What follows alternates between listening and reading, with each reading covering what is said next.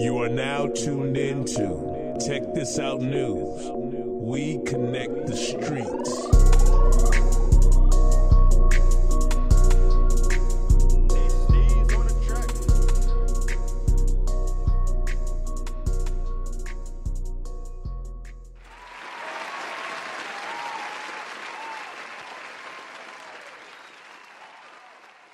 Here at Check This Out, you know how we like to do it, covering tech, music, and pop culture. We disrupt and connect the streets, and I say disrupt as this week we got a true maverick in the building. Vincent Bragg, the CEO of ConCreates. If you haven't heard of ConCreates, let me give you a little background. With more than 119 men and women behind bars and 54 who have returned home, they are the largest creative force ever assembled in this space. These cons are creators who have nothing but time on their hands to develop some of the most innovative and out-of-the-box ideas for marketing, branding, and PR campaigns the world has ever seen. Here we have Vincent Bragg now.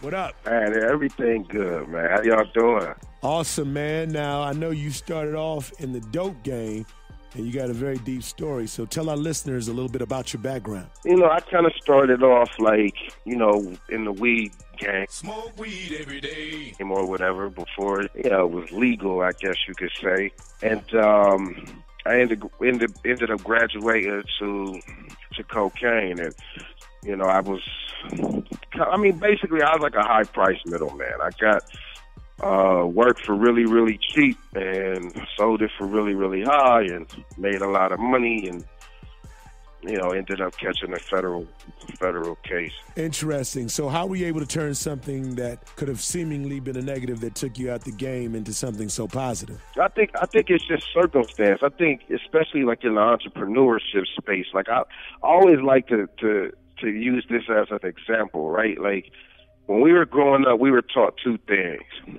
Don't get in the car with strangers and don't meet people online. And now we do this every single day with things like Lyft and Uber, right? We jump in cars with strangers that we've met on an app online, right? So it was kind of like circumstance. Like I recognized the problem, which was, you know, we were creating strategies for companies and, you know, making these companies millions of dollars and getting paid pennies on the dollar. So I thought, you know what, let's leverage this creative mind power and do this for other brands. And so I built a network inside a prison with creative minds. And yeah, I think when you guys got those numbers have drastically changed. So 119 is now 188. That 54 is now 96 on the outside who participate as well. What was life like for you in the feds versus, say, state prison? Well, I couldn't tell you like the difference between state. I've never been to state prison. My first and only case was federal. So I think, you know, just from knowing people in the state that, for one, people have a misconception. They think Martha Stewart, you know, when they think about federal prison. And when you think about federal prison, a lot of guys are doing a lot of time. So they don't, you know, it is a violent place, you know what I mean? But I think the difference between state and feds also is this is like the top of the top, right? Just the cream of the crop when it comes to IQ levels and sophistication and things like that. So you get a chance to really operate with guys that are operating on all cylinders, you know? Understood. Where were you locked up? I caught my case in Ohio. So I started out in Ohio. I went to Lompoc USP, which at the time was a medium, a FCI. I went to Lompoc Low, and then I left Terminal Island, which is all in California. So what was one of the biggest lessons you learned while you were incarcerated? Oh, man, there's so many. I mean, I think the most profound was just self-awareness, right? Like, I think, you know, I had the opportunity, like when I was out there in the streets and getting all this money, I more or less reacted to life rather than plan for it. And, you know, being in prison, it gave me an opportunity to really, like, think about what I really wanted out of life and, you know, think about my relationship with mankind and what I was doing to people. Even though I'm so far removed, like, I didn't think I was harming anybody, you know, to really think about, you know, mothers and single fathers and how many other people probably went to jail because they had my products, and things like that. Just, I think the biggest lesson was just paying attention to my relationship with mankind. So clearly we have a lot of people from Wall Street, such as Bernie Madoff, politicians like Jesse Jackson Jr., among many other politicians who have all been locked up. And prison has a vast talent pool of people with various skill sets. So what is ConCreate doing to utilize this pool? Well, I think that's a really, really great question, because I don't think my mission is to change people, right? I think the perspective. So I founded this company with a guy who successfully robbed 27 banks, right? Damn, son. And I approached him and I said, you know what?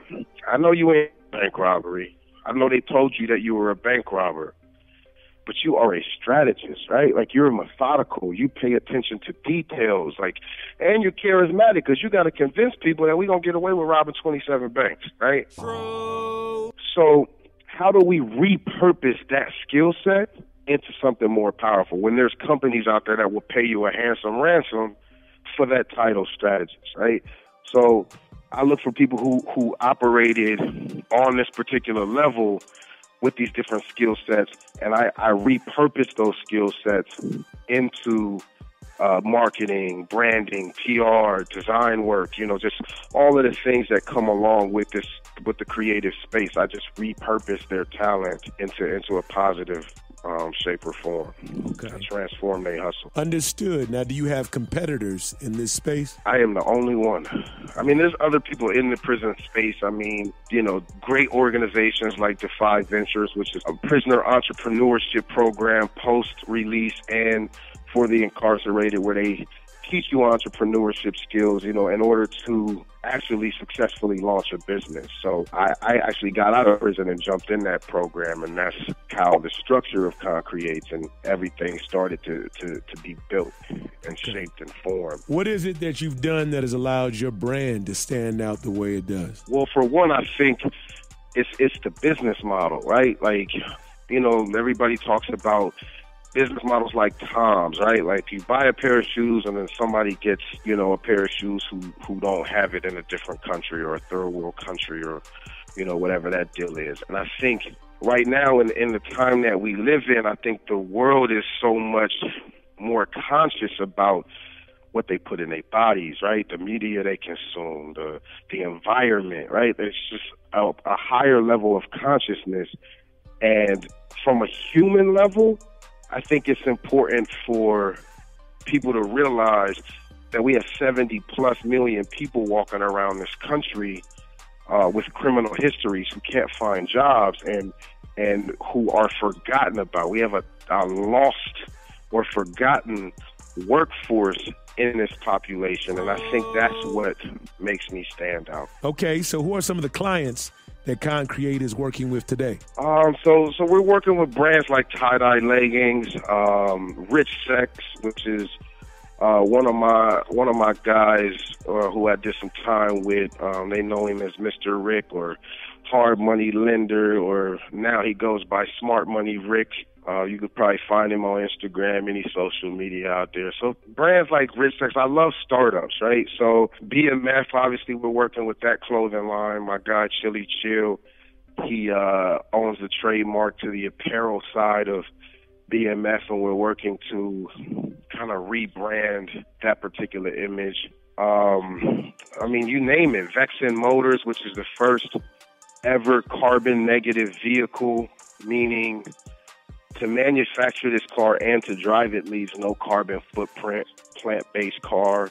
Wow. So it is true that you are working with the infamous Black Mafia family and rebranding certain aspects of their business. What's that been like? Absolutely. I mean, I think the apparel side, so let's be clear about that. Like, Big Meech owns the entertainment aspect of the BMF brand, and then my guy owns the apparel side. So we're working on the apparel aspect of it with the rebrand of that image. I know they're doing some other stuff in entertainment outside of my scope of work, but yeah, definitely working with the BMF clothing brand. Very interesting. Now, in some ways, you're the face of the struggle for those who've been incarcerated, yet you also know some very key players within the tech and financial world, including the likes of Sheryl Sandberg, COO of Facebook. So how did that come about? I met, Sheryl Sandberg. I met people like Gary Winnick, who's like the guy who laid the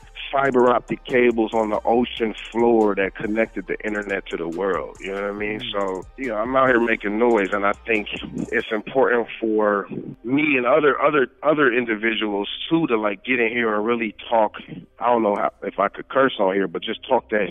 You know what I'm saying? It's people who, have the opportunity or the access to the capital or the access to these resources, and then they close the door on individuals like myself or individuals still, trying to get out the hood or trying to get out, but they still have great ideas and they still have ambition. And I think we need to level the playing field. So, yeah, I definitely move around in the tech space and deal with guys like Anthony Kaylani, who's a real one. You know what I'm saying? He's, he runs Microsoft Ventures in LA, and he's, one of those guys who's like leaving that door open for men like myself and women like my co-founder, Janaea Griffin. I mean, my team is amazing, bro. My team is amazing. How'd you pull your team together? Oh, man, I'm just not afraid. I feel like that, when before I went to prison, I was really insecure as a human being, and I really used money as a way to get what I wanted. And once I was able to plan out what I wanted, I talk to people and I tell my story, and people are inspired by it. And people like Janaea, who's both of her parents were incarcerated, and at a young age she was forced to have to take care of her little brother and make sure he get to school and he eat and, had to pay bills and, that type of stuff. And even though it wasn't like a long period of time for her, that's a lot for a child, you know what I'm saying, to have to go through. And then witnessing her parents, not be able to get a job and things like that. This thing really resonates, especially when you think about how many people are actually affected by this mass incarceration rate. It's only a matter of time before people start to realize this is a problem. We want to remind you to please like our Facebook page if you haven't already. When you join, you'll be able to receive weekly updated news and events, live video messages, and most importantly, you'll be able to interact with tons of people just like you. So go on that button on top of your Facebook page and give it a click, or interact with us on Instagram. Without each and every one of you, Tech This Out would not exist. We couldn't do it without you. Make sure to repost and share different things you see on our page. The more you share, the better. Be sure to watch previous shows on our YouTube channel, and please subscribe so that you can be notified when we post new content. We really want to connect and hear from you, so please don't hesitate to message us. And to find us online, please go to Tech This Out America on Facebook, Tech This Out on YouTube, Twitter, and all social media platforms. Get whole scope at techthisoutnews.com. We connect the streets. So with Sheryl Sandberg, that's very strong. What was it about you? What did she recognize in you about your purpose in doing this? Well, I think when I sat down to talk to her, it was through this organization I told you, Defy Ventures. So we went on this whole Silicon Valley tour. I mean, I met Jeff Weiner, the CEO of LinkedIn. I sat down with Damian Hooper Campbell from eBay, Diversity, and, went to a bunch of different brands, Google X and Google.org. And I think when it's all said and done, she is about second chances, right? And that's what it's about, right? How do we sit down and really have a dialogue? Because we've all done something, right? Yes. Like, to be known for the worst thing you ever did is a tragedy, right? You know what I'm saying? It's really a tragedy because people do evolve and people's perspective changes. Say it again. People do evolve and people's perspective changes. I'm not the same person I was back then. So I think from a human standpoint, we have that understanding of people deserve second chances. So getting to know some of these incredible people, what are your thoughts on what Facebook is currently experiencing right now? I mean, I think it's unfortunate, like Sheryl caught up in it. You know what I mean? Mm-hmm. But when it's all said and done, like they always say, knowledge is power, right? And to a certain degree.